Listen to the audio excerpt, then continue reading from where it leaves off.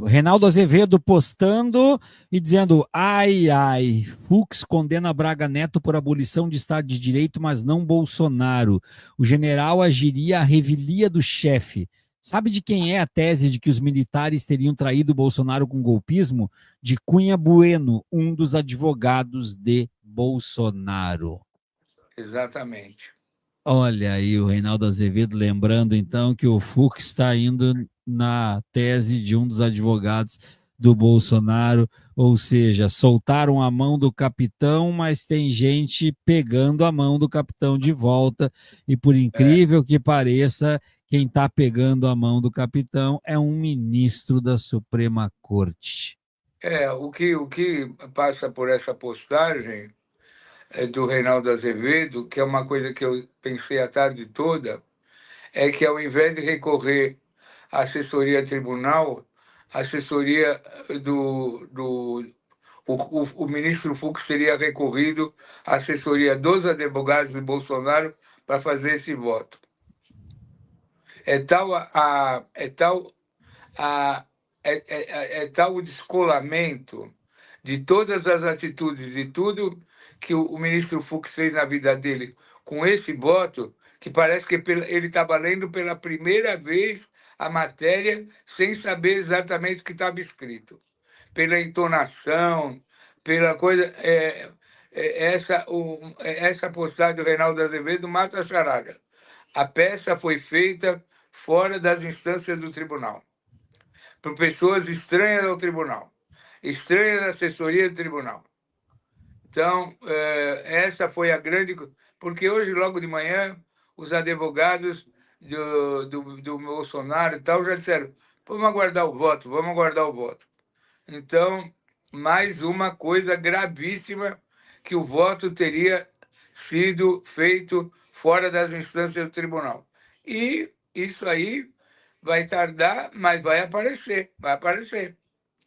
Provas vão ser feitas, minutas, vai pegar a transcrição de textos da defesa, vão superpor com o voto, e quanto mais mexer, vou falar uma coisa desagradável, mais vai feder esse processo. Mas Quanto mais mexer, vai mais feder. eu concordo Eu, plenamente contigo. E eu quero agora colocar aqui, Adriano, para a gente ouvir o advogado do Bolsonaro, tá? É importante a gente ouvir também o outro lado, e o advogado do Bolsonaro se referiu dizendo que o Fux acatou a tese da defesa. Vamos ver. O voto do ministro Luiz Fux foi um voto que acolheu na íntegra a tese da defesa. Então, que nós entendemos que é um voto absolutamente técnico e que abordou a prova de uma forma exaustiva. Bom, até aqui só esse início já é o que nos basta, até porque o áudio tá baixo.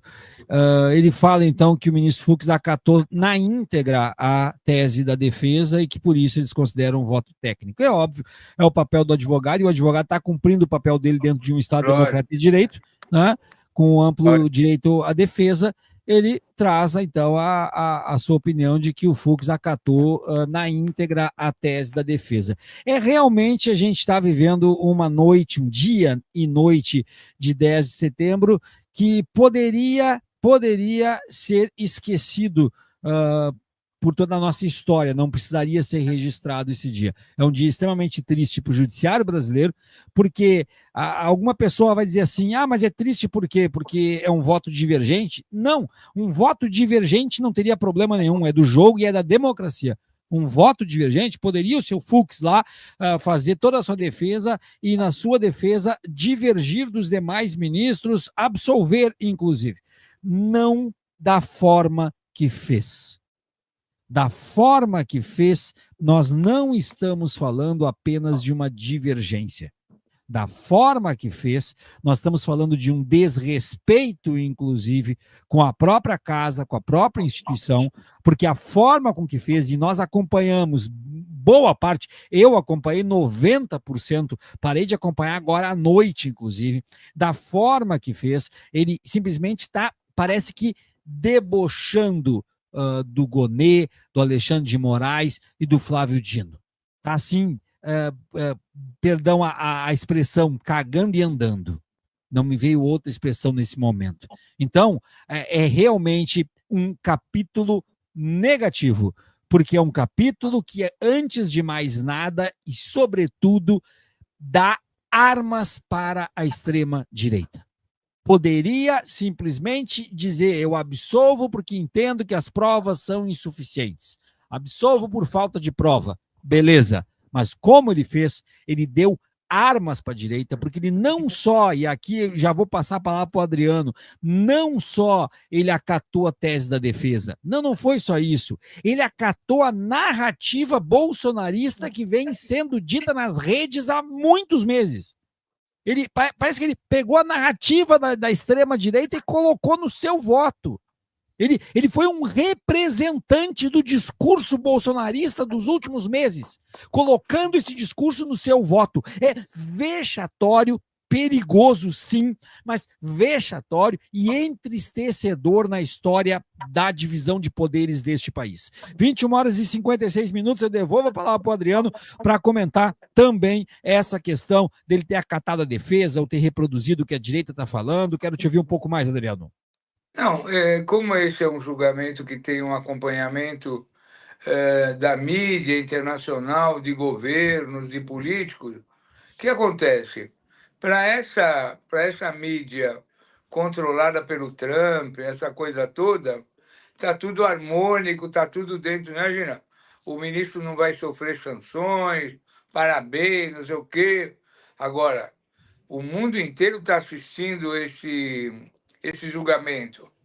Na Inglaterra, na Europa, nos Estados Unidos, os grandes jornais, os grandes veículos, e traduzirão para o mundo o vexame que foi o dia de hoje. Né?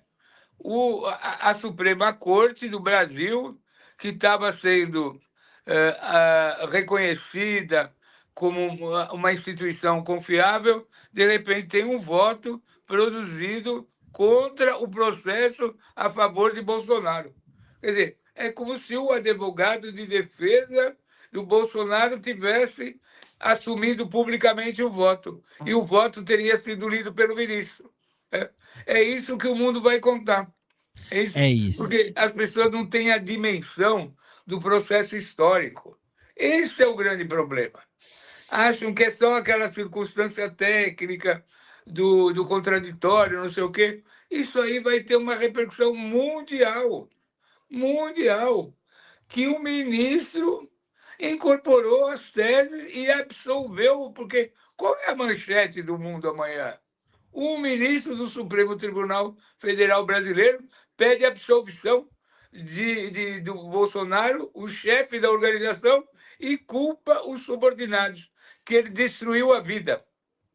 Ele destruiu a vida de toda essa geração que o seguia, principalmente Mauro Cid. Acabou com a carreira militar de um jovem estudioso, filho de general, que tinha tudo com especialização no exterior, tinha o primeiro aluno da Academia Militar. Ele destruiu, Bolsonaro destruiu a vida desse moço, destruiu todo o seu grupo político, colocou todo mundo na sua sanha de poder, de dominação. Ele pôs todo mundo exposto ao processo de perseguição, de destruição, de fim de carreira, entendeu? Esse é o Bolsonaro. E o voto hoje fala, não, imagina, Bolsonaro foi vítima. Foi vítima. Todo mundo que estava em torno dele conspirou e ele era o único que era contra que houvesse violência, perseguição. Ele não tinha nada a ver com acampamento na porta dos quartéis, ele não tinha nada a ver com 8 de janeiro, com a destruição da Praça dos Três Poderes. Aí, então, as pessoas, quem está metido nas instituições políticas tem que ter a dimensão da história, do processo histórico. Não adianta achar que está fazendo um voto escondidinho e que a história não está registrando.